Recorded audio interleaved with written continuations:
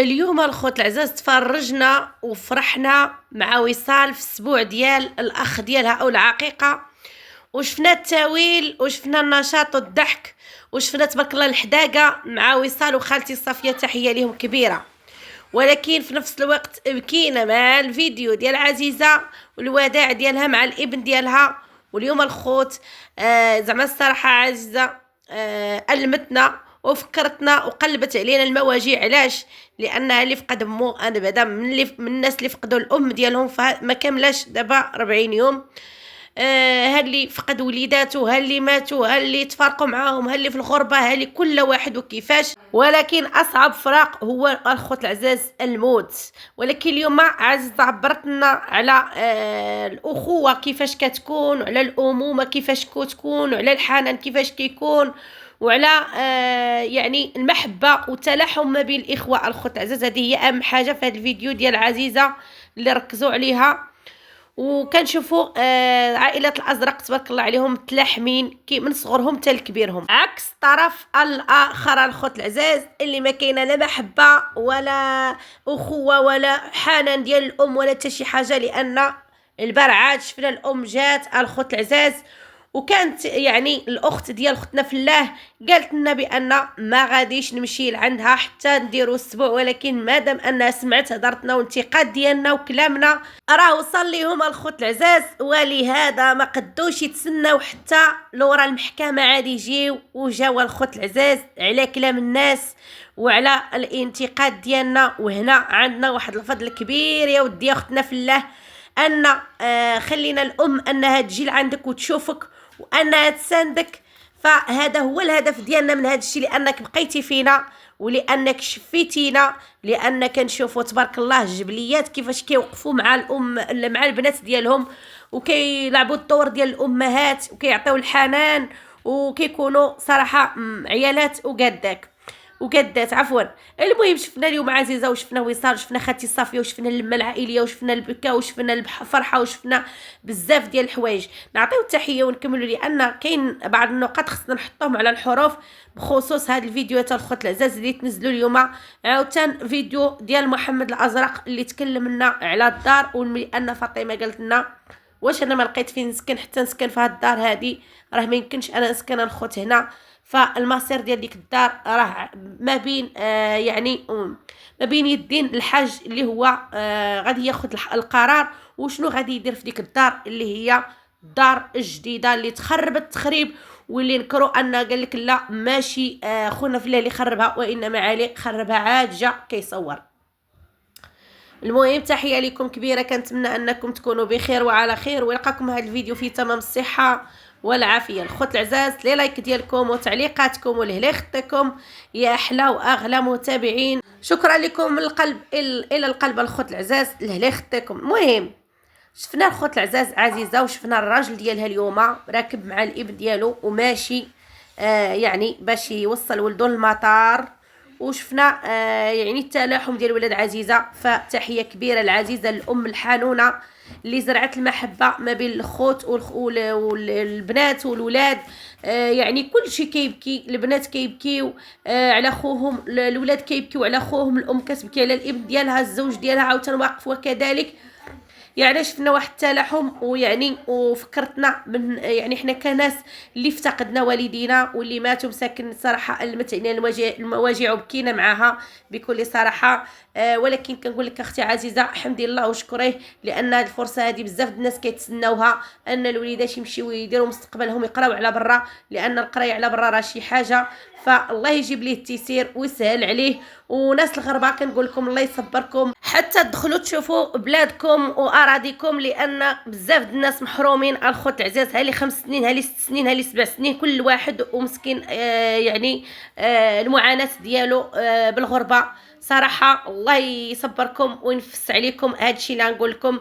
وبالنسبه للناس اللي ماتوا لهم والديهم وخوتهم وحبابهم فكنقول لهم الله يرحمكم كاملين، الله يرحم لينا والدينا ويغطس عظيمتهم في الجنه ويعطيهم جنه الفردوس ويلحقنا بهم مسلمين ويعطينا حسن الخاتمه. وهذا هو الدعاء اخوت العزاز اللي غندعيو مع ولد عزيزه، نقول الله يجيب التيسير ما تبكيش عليه. يعني خالد راه راجل، ولكن انت عطيتي واحد الصوره زوينه على المحبه بين الخوت والخواتات وكيفاش كيكون الحنان بيناتهم وكيفاش ما كيسخاوش بعضياتهم والتلاحم ديالهم. فتحيه كبيره للمراه المناضله اللي هي عزيزه، اللي هي كتكافح ولا زالت تكافح على ابنائها، كتخدم وكتعطي كل ما في جهدها. فتحيه كبيره لان هادو هما النساء يعني المكافحات اللي كيكافحوا على قبل وليداتهم باش يديروا لهم واحد المستقبل ويامنوا لهم مستقبلهم ويقريوهم ويوصلوهم لاعلى المراتب. فتحيه كبيره العزيزه.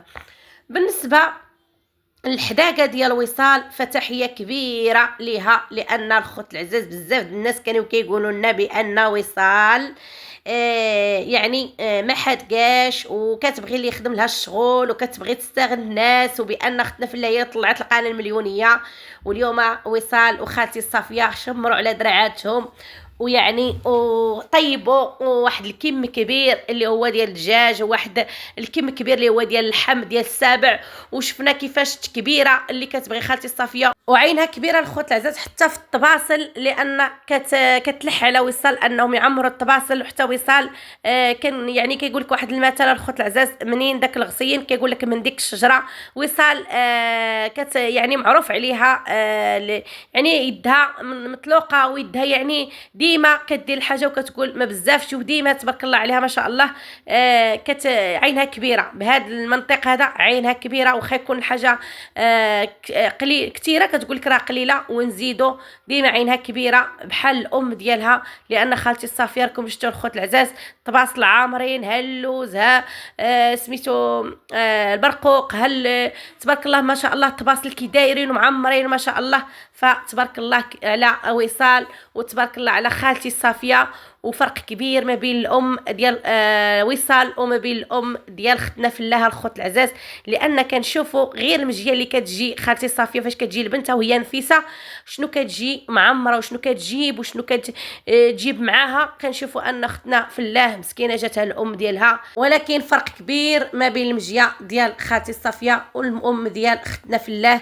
فهنا كاينه خالتي صافيه بتكبيرتها وبالهمه ديالها والشان والعز اللي كتعطي لبنتها واللي كتكبر بنتها والمعامله والكلام الطيب. شوفوا غير الخوت العزاز طريقه الكلام دائما خالتي صافيه كتوجه رسائل الناس اللي كينتقدوها وكيتنمروا عليها وكتقول الله يسامح عليهم، وعكس الطرف الاخر اللي كتبدا تخطي وكتبدا تقول الله ياخذ الحق، الله ياخذ الحق في الظالم، الله ياخذ الحق في الظالم. يعني هاد الكلمه هاد الجمله هذه ورثها لا هي ولا البنت ديالها.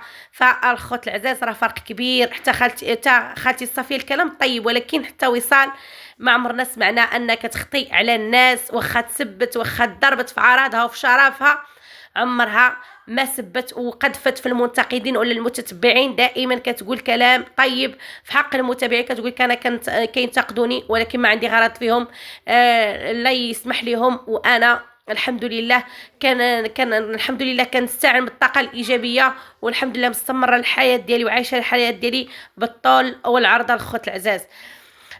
بالنسبه لصراحه لواحد الهضره وواحد الكلام كيطلقوه كاشاعه على عزيزه والسفر ديال الابن ديالها، اللي كيقولوا الناس كيقول لك بان وصال غارت منها وداكشي علاش ناضت كتصاوب الباسبورات لولادها باش تخرج حتى هي خارج ارض الوطن وتسفر بناتها.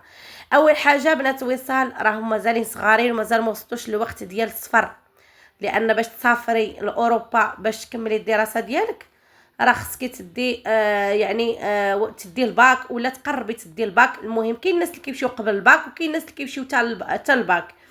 المهم وليداتها مازال كيقراو مازالين غادي يمشيو لبرا، وهذا الشيء قالتو لنا وصال شحال هادي ماشي حتى شافت عزيزه. ورا الفيديوهات كاينين، اللي ما تيقش ولا ما فهمش يمشي للارشيف، لان الارشيف لا يرحم. ومن زمان حنا كنعرفوا على خالتي صافيه الكبيره وبنتها وصال وكذلك، والقلب الطيب ويعني والحب والموده والعطاء بدون تصنع بلا شيكي بلا ريا بلا فيش بلا حتى شي حاجه. وكتبقى القناه المليونيه الاصل والباقي تقليد، لان فعلا فرق كبير ما بين العائله والعائله الخوت العزاز. العائله اللي كتحاول انها تامن مستقبل لوليداتها، والعائله الاخرى اللي كتحاول انها تقابل غير الضرب في العراض، بحال الشكل ديال شماته وخوه اللي هو راجل النجمه 6 اللي كيخرجوا تعاطى في اليوتيوب، ما عندهم شغل ما عندهم مستقبل ما عندهم حتى شي حاجه، حاضيين غير الزواج والطلاق صافي الخوت العزاز.